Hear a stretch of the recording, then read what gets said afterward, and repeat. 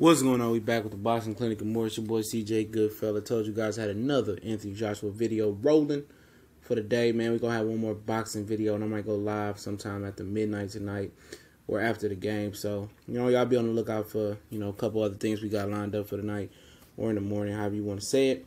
But it looks like Anthony Joshua, I want to do an exclusive video, not a live stream. I want to get this his own platform.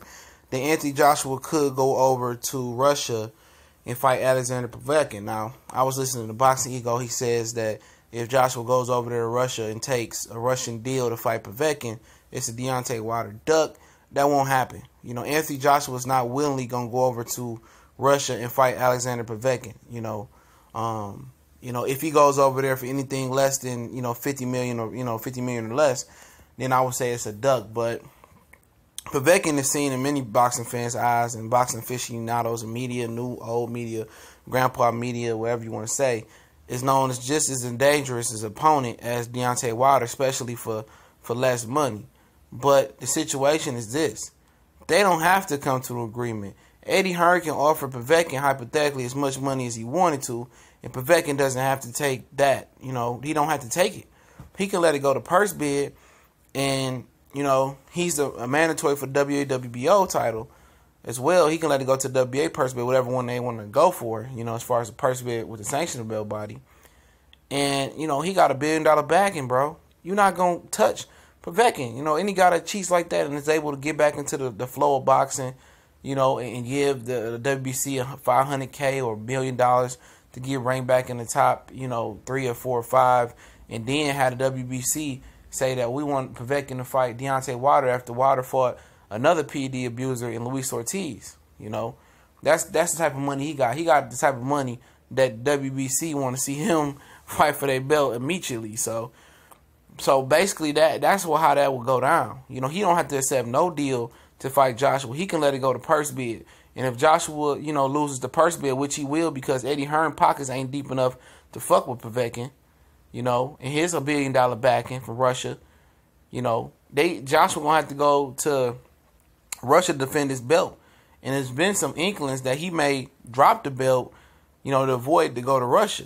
He ain't trying to go to Russia. So Eddie Hearn is trying to sweeten the pot for Povetkin to come here. But if you remember, I believe Vladimir Klitschko even had to go to Russia to fight Povetkin. Deontay Wilder was going to Russia to fight Povetkin until he got caught juicing. But Stavern was going to Russia to fight Povetkin until the juicing shit happened. Anthony Joshua was no different. He don't have the type of money to fuck with Povetkin. Povetkin is the purse guy, man, the purse bidding guy. Nobody's too much gonna win a purse bid over Povetkin, man. Unless you motherfucking Warren Buffett yourself, and you might not be able to do it if you Warren Buffett. You might have to go tag team with Bill Gates or somebody. You know what I'm saying? So that's the situation right there. Joshua may be forced to go to Russia because of the purse bid, and that's how Alexander Povetkin and his team gonna play it. Eddie Hearn can come over there with his briefcase and trying to with his big British words and his slick talking. That shit don't matter to the Russians. At the end of the day, they already got a deal in in mind, and where they want that fight to go down, that's Russia. And if they financially want to do that, they got the financial means. Eddie Hearn, he don't have the financial means to even, to touch them. He couldn't even win a purse bid that was only won for 1.5 for Dylan White. So you think he fucking with a nigga with a $1 billion backing? No. Joshua got to toot that ass up and go over to Russia. And then if he drop his belt, guess what? If Povetkin was smart and he really wanted to get under Joshua's skin and really get a Joshua fight, he can wait until the WBO and see if they was gonna force that mandatory with him and say, I don't want the WBA. Let they go to the next top two contenders. I want to go for the WBO. They gonna force a purse bid with Joshua now. But that probably won't happen because the WBO, he just won the WBO, so he probably get a voluntary. So that more likely won't happen. Well, Povetkin just have to get that WBA off of him. But the downside for Povetkin, the reason he wouldn't do that is because, and he would go to the UK and bow down to Eddie and Joshua, is because there's 2 more belts attached to Anthony Joshua. But does he value being undisputed and then going to fight Deontay Wilder? Or does he value just being the world champion and just going for the WBA? Does he value fighting at home for the WBA?